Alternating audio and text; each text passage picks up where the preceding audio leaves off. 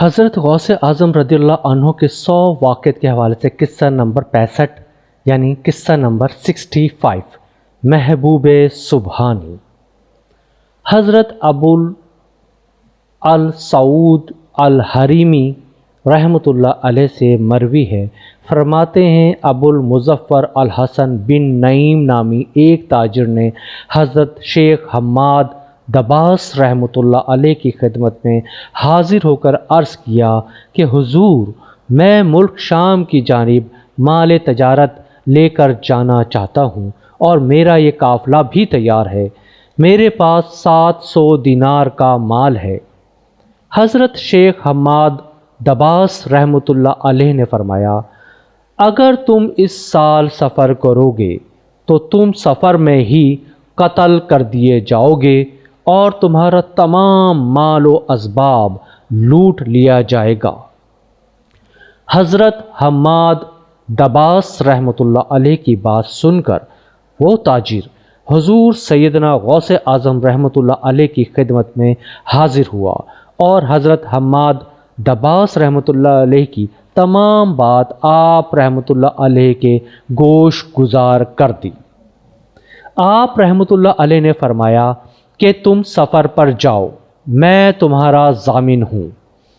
آپ رحمۃ اللہ علیہ کا فرمان سن کر وہ سامان تجارت لے کر ملک شام روانہ ہو گیا۔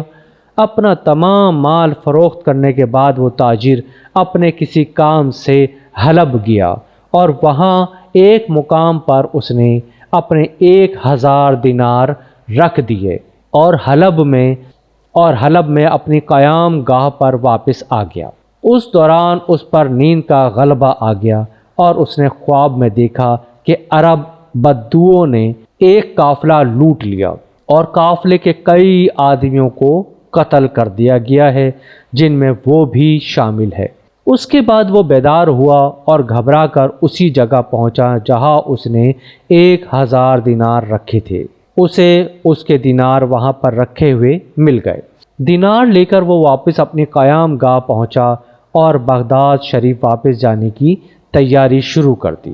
جب وہ تاجر بغداد شریف واپس پہنچا تو پہلے حضرت حماد دباس رحمۃ اللہ علیہ کی خدمت میں حاضر ہوا تو انہوں نے فرمایا کہ تم پہلے حضور سیدنا غوث اعظم رحمۃ اللہ علیہ کی خدمت میں حاضر ہو، کیونکہ وہ محبوب سبحانی ہیں اور انہوں نے اللہ عز و جل کے حضور تمہارے لیے 70 مرتبہ دعا مانگی، یہاں تک کہ تمہاری حقیقت کو خواب میں بدل دیا گیا۔ وہ تاجر آپ رحمۃ اللہ علیہ کی خدمت میں حاضر ہوا اور آپ رحمۃ اللہ علیہ نے حضرت حماد دباس رحمۃ اللہ علیہ کی بات کی تصدیق کی۔